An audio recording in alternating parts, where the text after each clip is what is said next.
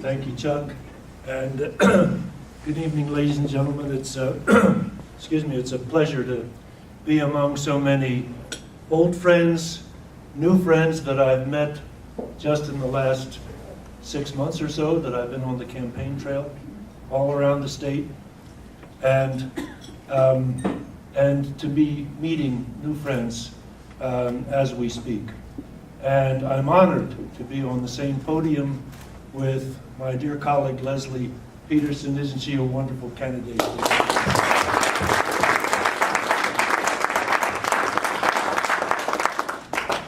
On this day, when we celebrate the tradition of two great Democratic presidents, I'd like to delve back a little bit into history, because I think that my opponent and her 27 colleagues in the Tea Party caucus of the United States House of Representatives, 27 colleagues, Tea Party colleagues in the United States House of Representatives, have been abusing history with false historical analogies.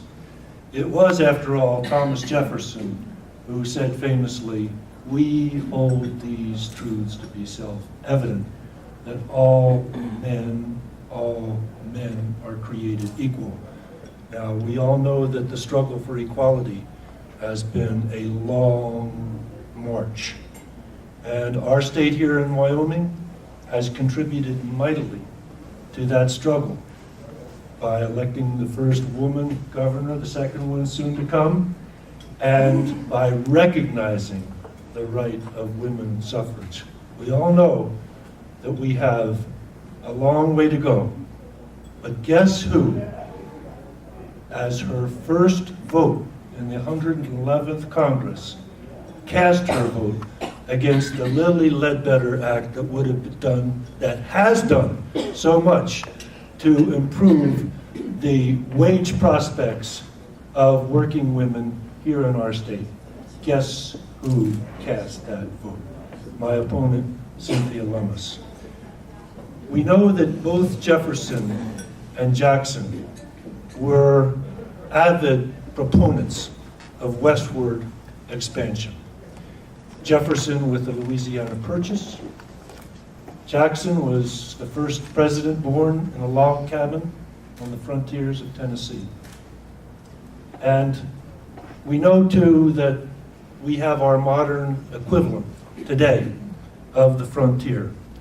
As we seek to develop the West, as Pete has so eloquently stated, we face enormous challenges of preserving the West, preserving our open spaces, preserving our wildlife habitats, at the same time as we pursue the imperatives of economic development and energy development.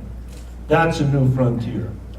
We face new frontiers in clean energy development, new frontiers of innovation in developing the clean energy technologies that are needed today and in future generations. And that will require putting in place price signals and incentives that encourage industry to step forward with those investments in clean energy technology. Guess who has voted against the energy legislation that put those incentives in place in the energy bill that passed the House of Representatives last year and that stalled in Senate? My opponent, Cynthia Lummis.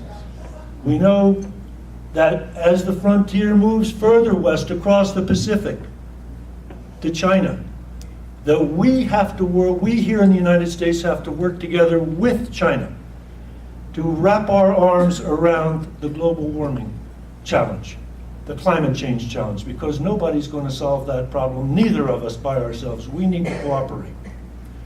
But guess who is playing this blame game of finger pointing, which is a prescription for inaction on both sides, as each side uses blame of the other as an excuse for its own inaction. Guess who's doing that now to excuse her inaction on climate change? My opponent, Cynthia Lummis. We know that Jefferson and Jackson were both proponents of the common man, the common person, proponents and advocates of the common person. And Jackson even defunded the second bank of the United States because he felt it was an instrument of the moneyed interests. But guess who went up against the president's financial regulatory reform that passed Congress a couple of months ago, which was the signature financial reform measure of our day? You guessed it, my opponent, Cynthia Lummis. A reform that will do so much to keep ordinary people out of the kind of financial straits that we were inveigled into and embroiled into during the Wall Street bubble. And it was Andrew Jackson who stepped up to the first succession crisis with the nullification crisis of the 1830s, when South Carolina decided it didn't like a particular tariff that had been passed by the United States Congress. And so it declared that tariff null and void. And actually on the substance of it, Jackson agreed with that state. But there was a more important principle at stake, which was the unity of the Union. And he said in the famous toast, when he faced down his opponents, the Union now and forever. But guess who is advocating that our state sue the United States government over the recent health care reform? Guess who is saying we shouldn't have a national immigration policy? It should be states by states that make their own immigration decisions for themselves. Guess who is taking my position? You guessed it.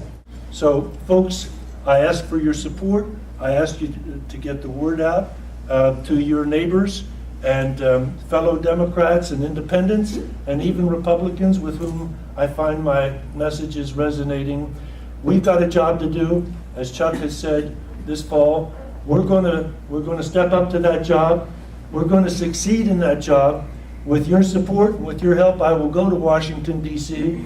I thank you for your friendship and for your support. Thank you.